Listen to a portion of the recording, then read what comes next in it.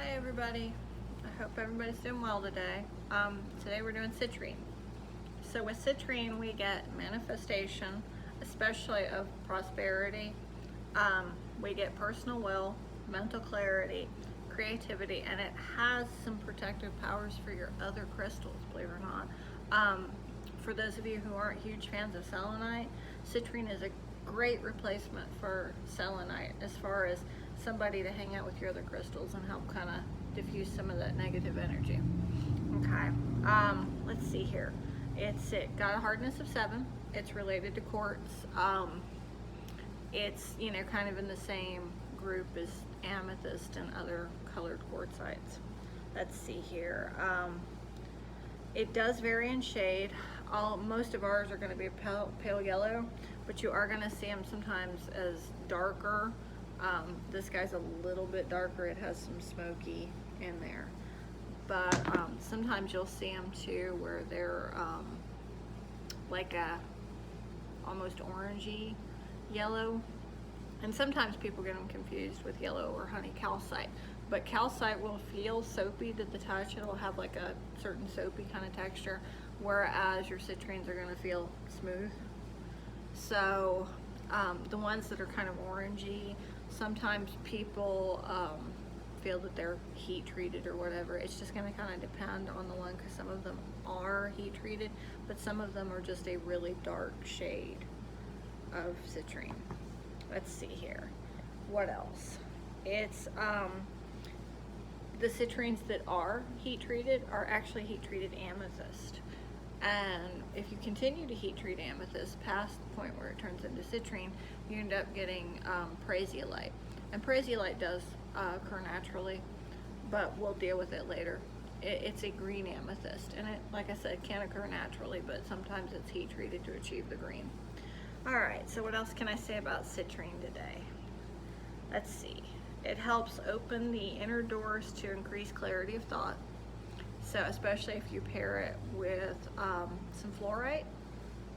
If you're like a student, that should be very helpful, because fluorite helps you, retain knowledge. And clearly this guy is going to help with the bringing in and the opening of new horizons. So both those would be good together. Let's see here. I'm going to check my book and see if there's anything else I've missed. The Book of Stones does address the difference between heat treated and natural citrines. But you definitely, if you can get natural citrine that's, occurs in Mother Nature, you definitely want the natural versus the heat treated. But they have most of the same applications. She says that they call that more common citrine, but I think that's a matter of preference. Let's see. Can assist in setting proper emotional boundaries and in clearly maintaining them. That's always good. Boundaries are great. Let's see. Yeah.